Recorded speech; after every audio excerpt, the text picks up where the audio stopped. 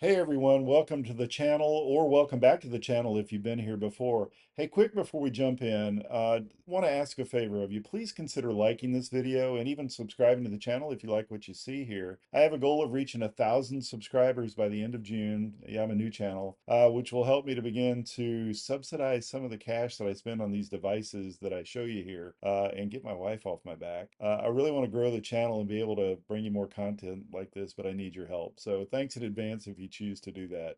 I'm smiling because my wife is over here looking at me funny. Anyway, so let's get into the video. So the question that we want to answer here today is, are ink tablets worth the compromises that they bring to the table when compared to traditional LED, LCD, OLED type tablets such as an iPad or Samsung Galaxy devices and the like? So what are the compromises? E-ink tablets, and I'm speaking about not the readers, but more of the tablets that you can take notes on, and the larger ones, like the Remarkable 2, Remarkable Paper Pro, Kindle Scribe, Boox, Supernote, those types of things. They're great for reading, note taking. They have a paper-like feel, but they have several downsides compared to traditional tablets or laptops, and I want to go over what some of those limitations are. So the first thing is that they have a slower refresh rate for the screen. So e-ink screens are just naturally slower than LCD or LED screens. It's just the nature of how, nature of the technology. This is going to affect scrolling, animations, responsiveness in general, and it's not ideally suited for activities like web browsing, watching videos, gaming. However, some devices like Boox and others have customizable refresh rate settings to make those experiences more tolerable, but still not ideal, or certainly not up to the level of an iPad, for example. Number two, they use either black and white or a muted colored display. So most e-ink displays are monochrome or have a Kaleido 3 or a Gallery 3 screen for colors. And just the nature of that technology makes them less suitable for content that relies on accurate color or color at all, such as art, web designs, graphs. However, some people use these devices for art in black and white and are perfectly happy with it. And then, on the colors, I myself have done some, I'm certainly no artist, but I have enjoyed drawing on some of the color tablets. But I do find it a little jarring that when I export the art from the tablet and I see it in its full color, it doesn't look exactly like I thought it would. So really accurate color representation is an opportunity there. Number three would be ghosting. So if you don't know what that means, since e-ink screens use actual encapsulated ink particles, sometimes they leave temporary artifacts on the screen from a previous screen, and that's called ghosting. A lot of the devices have some technology built in, like Boox, they call it BSR, built in to actively combat that. Or in some cases, they have just a simple gesture or a toggle that you can trigger a complete screen refresh and get rid of the ghosting. Number four would be slower overall performance when compared to a standard tablet. I mentioned already that the screen themselves introduce some lag in performance, but I should also mention that the processors on these devices are not cutting edge technology. There's no Snapdragon Gen 3 or Elite. There's no M series Apple chips or anything really even comparable to that in these devices. But in all fairness, it really doesn't make sense to use those blazing fast chips with this technology. So generally what they put in there matches well with the screen technology that's being used. Five would be limited multimedia use, no video playback or audio features on some of the models. Remarkable comes to mind. It has no speakers or audio output. Supernote would also fit into this category. But even the ones that are capable of audio or video just really don't provide a great experience. So it's, that's why I say limited multimedia use. Number six would be limited app ecosystems. Most e-ink tablets run proprietary or a limited version of Android. So they may not be able to support popular apps or multitasking or apps at all. Like the Remarkable, you can't install anything on it.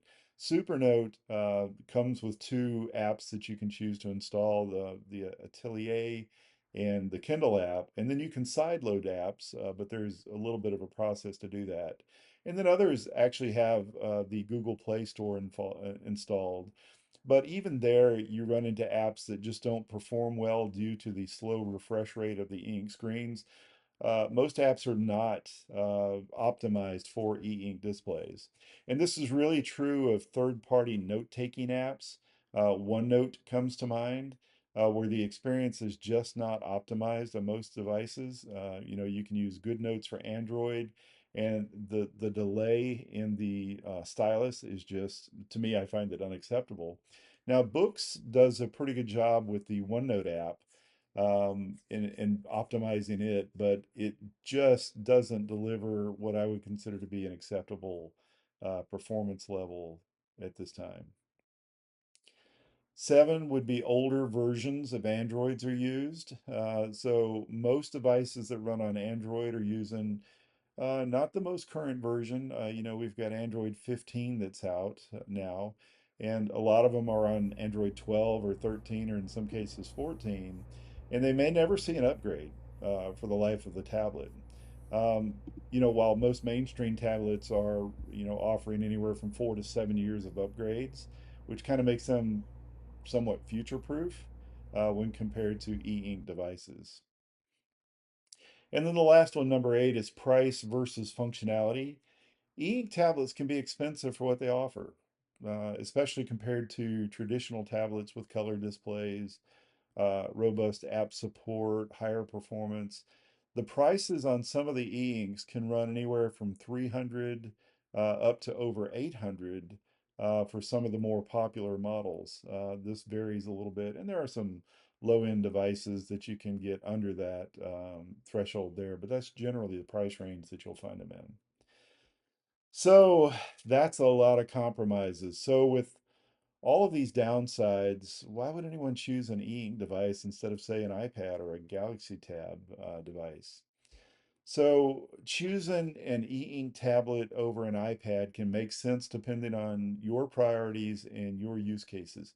Now, for one, I love e-ink devices. I have more than I care to tell you that I have. And I use them to fill most of the ways that I need a tablet in my work.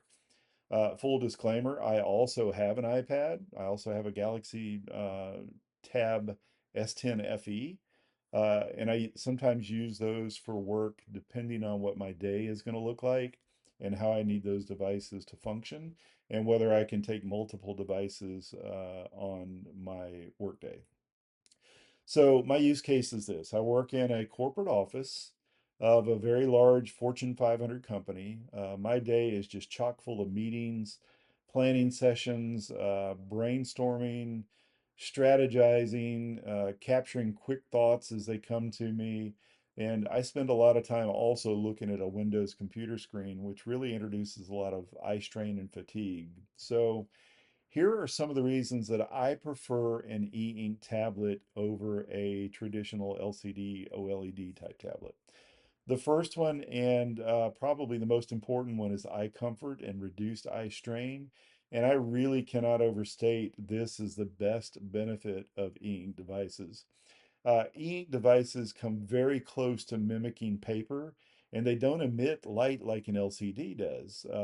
So it's going to make them much easier on the eyes, especially for long reading or note-taking sessions. They're great for people who are sensitive to blue light or prone to screen fatigue like I am. Some e-ink devices have a front light, not a backlight like you'd find on an iPad, but they're front lit to illuminate the screen.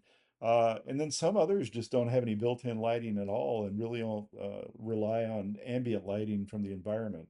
Boox Note Max, Boox, Boox Go 10.3 come to mind. The Supernote Manta, Remarkable 2 are all ones that come to mind that have no lighting built in at all. Number two is a distraction-free focus. So most e-ink tablets have minimal apps and notifications, like I mentioned earlier, which really creates kind of a clean, focused environment for reading, writing, and thinking and getting those thoughts down on paper, if you will. It's ideal for deep work, journaling, studying without distractions from social media or email. But in all fairness, you can minimize those distractions on a traditional tablet as well. So need to mention that there.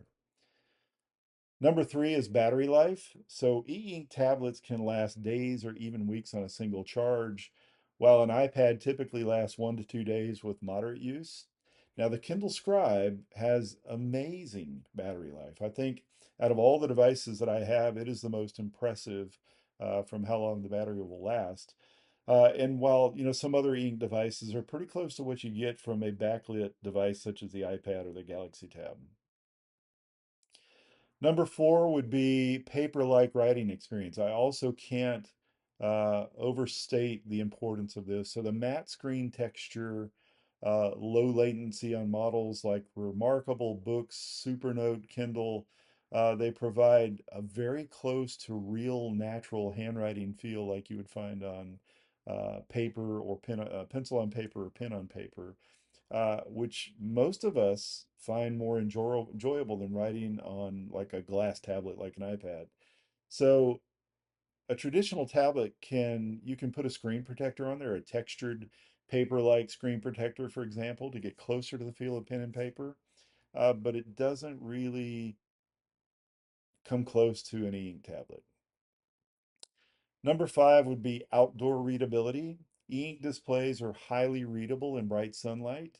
Unlike iPads that can suffer from glare and reflections, e-ink displays really look better the higher the lighting that's available. And then number six is simplicity and minimalism. So many users appreciate the intentionally limited functionality of some of the devices. Remarkable, for one, advertises their devices for this particular purpose. And it helps us to build better habits like reading more, taking focused notes without getting sidetracked.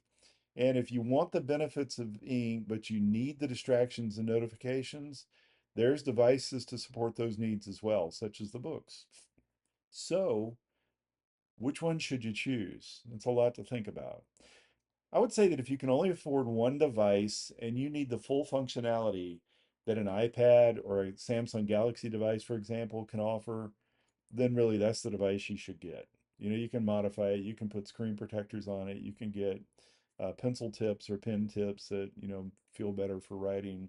It's not quite as good as the ink, but you can get it close. However, if multimedia is not a top priority, videos, web browsing, those types of things, but you need that iPad-like functionality, then I'd recommend looking at devices such as the Boox Note Air 4C, the Note Max, or the newly released Boox Tab XC, which is a 13-inch color ink device. Uh, these tablets can handle many of the same tasks of an iPad, but with significantly less eye strain and a more natural paper-like writing experience. If your main goal is to take notes, read, annotate PDFs, if you're comfortable using alongside your primary computer, laptop, or even another device like an iPad, an e-ink tablet makes an excellent companion device as well. The Remarkable Paper Pro, Remarkable 2, Supernote Manta, Kindle Scribe, they all excel at this. And personally, I use my e-ink devices this way day to day. I go between the Supernote Manta and the Remarkable Paper Pro in addition to an iPad that I carry throughout my workday. Anyway, I hope you found the video helpful. Please remember to like and subscribe. It really does help the channel to grow. And I appreciate you watching today. Thanks.